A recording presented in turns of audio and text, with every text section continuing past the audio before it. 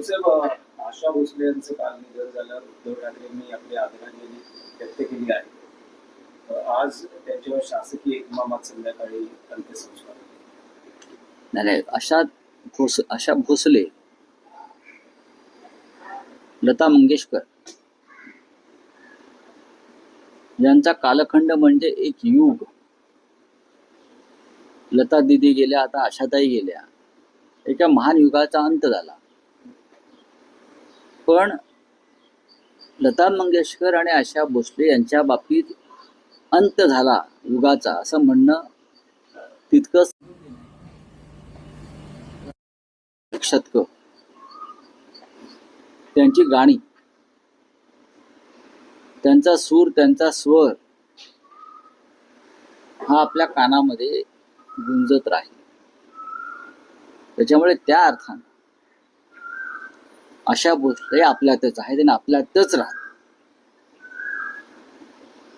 त्यांचा आवाज, संगीत क्षेत्रातली त्यांची कारकीर्द, त्यांचे कष्ट आणि त्यांनी या क्षेत्राला दिलेलं योगदान याचं विस्मरण भारतीय जनतेला कधीच होणार नाही. आज त्यांच्यावरती अंत्यसंस्कार होतील, त्या देहरूपाने जातील, पण त्यांचे स्वर आपल्या भोवती सतत गुंजत राहतील. तुमची एखादी काही आठवण किंवा खूप आहेत त्यांच्यासोबत? त्यांच्या अनेकदा भेटीगाठी झालेल्या आहेत, अनेकदा दूरध्वनीवरून चर्चा झाली. काही दिवसापूर्वी त्यांनी माझ्याकडे एका मराठी निर्मात्याला आलं स्क्रिप्ट मला वाचण्यासाठी पाठवलं होतं आणि त्याच्यावरती आम्ही चर्चाही करणार होतो. अनेक गोष्टी असतात आपल्या जीवनाचा. तो एक आशा भोसले आणि लता मंगेशकर किंवा मंगेशकर कुटुंब हे महाराष्ट्रीय जीवनाचा, देशाच्या तर आहेतच, पण आम्ही खास करून मराठी महाराष्ट्रीय जीवनाचा एक तो भाग आहे. तो कधीच दूर होणार नाही.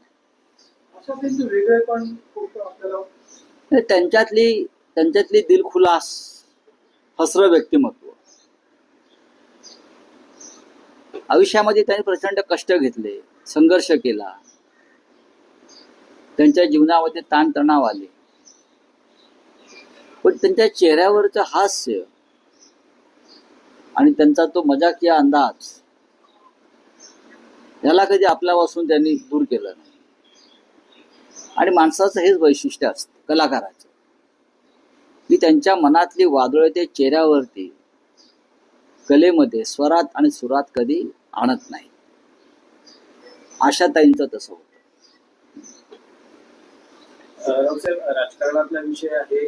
भले बारामतीची पोटनिवडणूक बिनविरोध झाली नसली तरी कालपासून सुनेत्राताई पवारांनी आपला प्रचार सुरू केला आहे.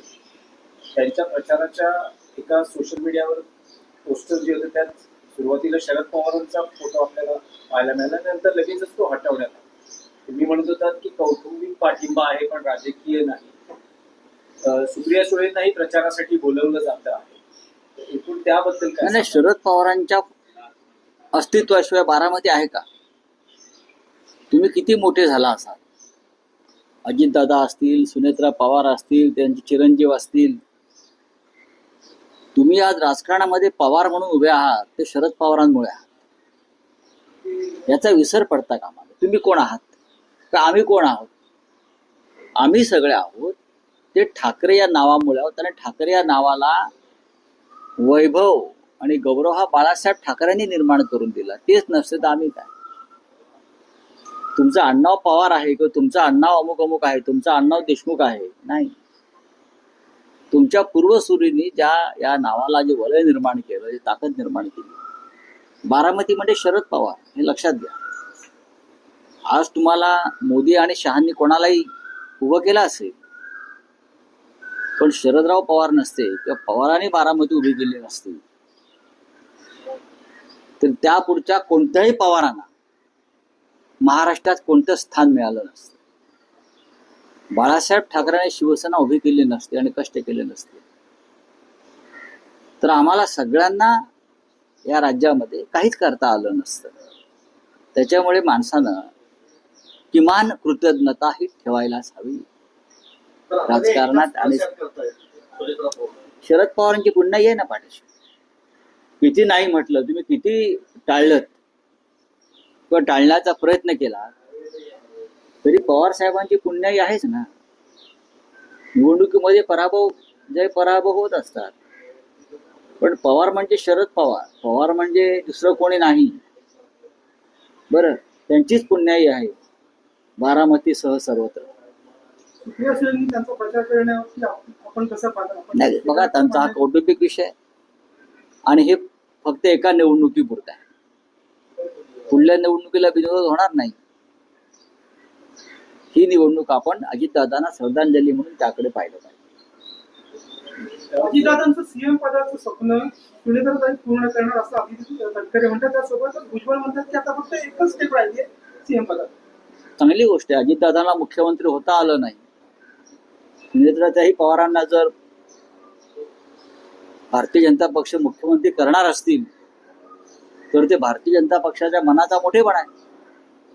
देवेंद्रजी बहुतेक त्यांचा वारसदार म्हणून दिल्लीत जाण्याआधी एकनाथ शिंदेपेक्षा सुनेत्रा पवारांची निवड करतात की काय, असं यांच्या बोलण्यातून मला जाणवत आहे. आणखी एक विषय होता की पंतप्रधान नरेंद्र मोदी यांनी महिलांसंदर्भात एक जी संकल्पना मांडली आहे, त्याला तुमच्या पक्षाच्या माजी खासदार प्रियंका चतुर्वेदी यांनी मिस कॉल देऊन पाठिंबा दिलेला. भाजप नेत्या महाराष्ट्रातल्या त्यांच्या आमदार चित्रा वाघ यांनी पुष्पगुच्छ देऊन त्यांचं अभिनंदन. माझ्याकडे माहिती माझ्याकडे त्या संदर्भात काहीच माहिती नाही आहे. नंबर एक, आमच्या पक्षाची ध्येय धोरणं जी आहे राष्ट्रीय स्तरावरची सुद्धा, हे माननीय उद्धव ठाकरे यांच्या नेतृत्वाखाली आम्ही ठरवतो आणि या संदर्भात उद्धवशी चर्चा होते आणि नक्कीच ते आम्हाला मार्गदर्शन करतात. आणखी एक विषय होता की लोकसभेमध्ये किंवा संसदेत येत्या काळात मतदारसंघ पुनर्रचनांसंदर्भात काही महत्वाचे निर्णय होण्याची एक शक्यता आहे किंवा तशी सूत्र हलतात. खरं तर या पुनर्रचनेसंदर्भात 2024ला काँग्रेसने धोरण घेतलं होतं की त्याच निवडणुकीत हे करा, पण जनगणना आणि एकूण अनेक जातीनिहाय जनगणना अनेक विषय पुढे आहेत. पण आता भाजप आग्रही आहे की या निवडणुकीच्या आधी हे पुनर्रचना या संदर्भात 15 तारखेला विरोधी पक्षांची एक बैठक दिल्लीमध्ये आहे. त्या बैठकीत आम्ही सगळे त्याच्यावर चर्चा करू. त्याआधी आम्ही शिवसेना पक्षप्रमुखांशी चर्चा करू. भारतीय जनता पक्षाचं प्रत्येक पाऊल हे त्यांच्या व्यक्तिगत स्वार्थाचं असतं. राजकीय दृष्ट्या ते प्रगल्भ नसतं किंवा देशाच्या फायद्याचं नसतं किंवा लोकशाहीच्या फायद्याचं नसतं. आमचा फायदा फक्त कुठे आहे ते पाहून त्यांची धोरणं ठरत असतात. आमचं तसं नाही. वन नेशन वन इलेक्शन किंवा डिलिमिटेशनच्या बाबतीत काय तुमच्या पक्षाचं स्टँड काय असणार? 2024ला त्या संदर्भात अजून JPC चा निर्णय आलेला नाही. त्या कमिटीवरती आमच्या पक्षाचे अनिल देसाई आहेत आणि ते उत्तम प्रकारे काम करत आहेत. लक्षात घ्या, JPC नेमली आहे, त्या सगळ्या पक्षाचे लोक आहेत, चर्चा होते. हा सर्वानुमते घ्यायचा निर्णय आहे. हा फक्त मोदींच्या मनात लहर आली आणि त्यांनी कहर केला असं होणार नाही. Raosaheb, one nation one election एक वेगळा विषय आणि मतदारसंघांची पुनर्रचना एक वेगळा विषय. मतदारसंघाची पुनर्रचना ज्या पद्धतीनं करण्याचं भारतीय जनता पक्षाच्या मनात आहे ते लोकशाहीसाठी अत्यंत धोकादायक. त्यांना अशा प्रकारे मतदारसंघ फोडायचे आहेत की विरोधी पक्षाचे आमदार किंवा खासदार निवडूनच येऊ नये. लक्षात घ्या मी काय म्हणतो. आणि निवडणूक आयोग जो आहे सध्या त्यांच्या ताटाखालचं मांजर झालेला, त्याच्या मदतीनं भारतीय जनता पक्ष अंधाधुंद पद्धतीनं मतदारसंघ तोडणार फोडणार विरोधी पक्ष राहताच कामा नये या देशामध्ये, किंवा आम्ही सांगू तेच राहतील, या पद्धतीनं त्यांची मतदारसंघाची रचना करण्याचं त्यांचे डॉक्युमेंट्स तयार झालेले आहे. आम्ही ते होऊ देणार नाही. जनगणने आधी होणाऱ्या या मतदारसंघ पुनर्रचनेला शिवसेना उद्धव बाळासाहेब ठाकरे पक्षाचा पूर्ण विरोध असेल. बघा, पूर्ण विरोध हा तुमचा शब्द आहे. या संदर्भात सर्वपक्षीय चर्चा झाल्या पाहिजेत, सर्वपक्षीय समिती नेमली पाहिजे. भारतीय जनता पक्षाचे किंवा त्यांची जी पोरं जी पिल्लं आहेत, इतर मित्रपक्ष, फक्त त्यांच्या सोयीसाठी मतदारसंघ तुटले जाणार नाही, अजिबात नाही. मतदारसंघाची पुनर्रचना ही सर्व पक्षांच्या चर्चेनुसारच व्हायला पाहिजे. माझे मतदारसंघ जे आहेत ते मी माझ्या पद्धतीनं करून घेईन असं चालणार नाही. रावसाहेब, राज्यात महिला आणि मुलींच्या सुरक्षेचा प्रश्न ऐरणीवर आलाय का? कारण अहिल्यानगर मधल्या घटनेला 1 महिना होत नाहीये, ऍक्सिडेंटचा आरोपी अजूनही फरार आहे. अशातच पंढरपूरमध्ये एका तरुणीवरती ऍक्सिडेंट होतोय. ई केवायसीसाठी 2 महिलांना गैरवर्तन केलं आणि बरोबर आहे, हे एका जिल्हा तालुक्यातले विषय आहेत. कधीतरी हे प्रश्न तुम्ही राज्याच्या गृहमंत्र्यांना विचारा. बोलिये क्या है?